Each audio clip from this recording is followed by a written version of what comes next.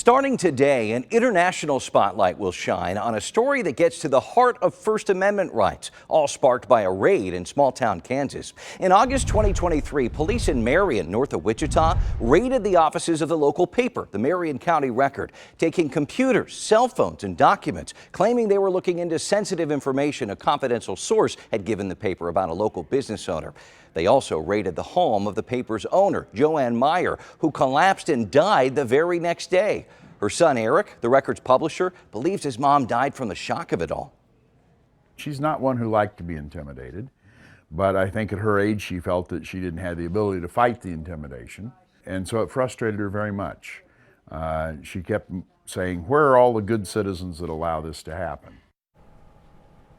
3 days after the raids, the local prosecutor said there wasn't enough evidence to justify them. Fierce pushback followed, eventually with a public apology from the county, which paid millions of dollars in settlements. And Gideon Cody, the police chief at the center of the raids, resigned, and he's about to go on trial in connection with the case. In fact, that trial has been pushed because of a major premiere this weekend. Law enforcement conducting a raid at any newspaper office that violates both state and federal law. This is an attempt to silence the press.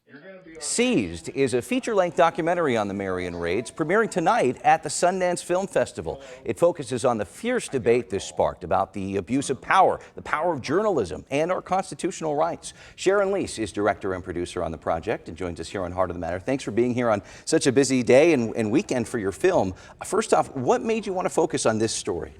Well, it happened almost in my backyard, so I wanted to focus on it. I heard about it and read about it, and then thought, well, this isn't my usual kind of story to tell, because I usually start with something more intimate, and then it spreads out into something that's more of a national implications. But this one was right there, right in my face, and it was in the national spotlight, and I thought, I might as well just go for it. And you went very quickly to Marion after this had happened. Peel back the curtain for us a bit on the work that went into this. Yeah, so when I heard about it and I knew that all their electronics had been seized, I thought, well, nobody is really able to get a hold of them, and I knew that a lot of filmmakers would be after this story. But so I just got in my car and drove there and waited to see Eric Meyer, the editor, and just, there were a lot of journalists there waiting. And then I spoke to him, and he's such an old school journalist that he was like, "Hey, you're the first one here. You got the scoop." Now, I mean, he's obviously one of the main characters in the film. Unfortunately, couldn't talk to Joanne Meyer, but who else do we meet in Seized? So you meet other people who work at the Record, and you especially meet a young man who came to Marion a year after the raids to work there, and he had just graduated from college, and through his eyes we get to see how someone new to the area kind of looks at the raids. Also, it was very important for us to talk to the people who live there, and the mayor and people on the city council who have a different opinion of the newspaper than you're kind of seeing in the national press. Interesting. I think what was so striking from just a journalism standpoint was the lack of understanding of publicly available records. Yes, the First Amendment as a whole is a major argument in this too. What's the main conversation you like to spark here when people see this?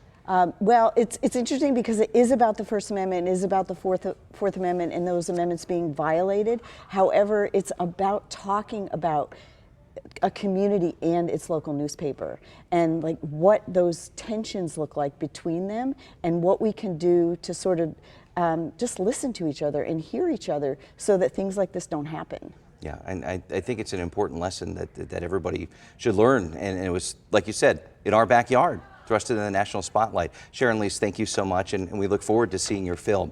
Seized is showing right now, in fact, at Sundance. Premieres tonight. You'll be able to watch it online between Thursday and next Sunday. Just go to festival.sundance.org for more info. We'll be right back.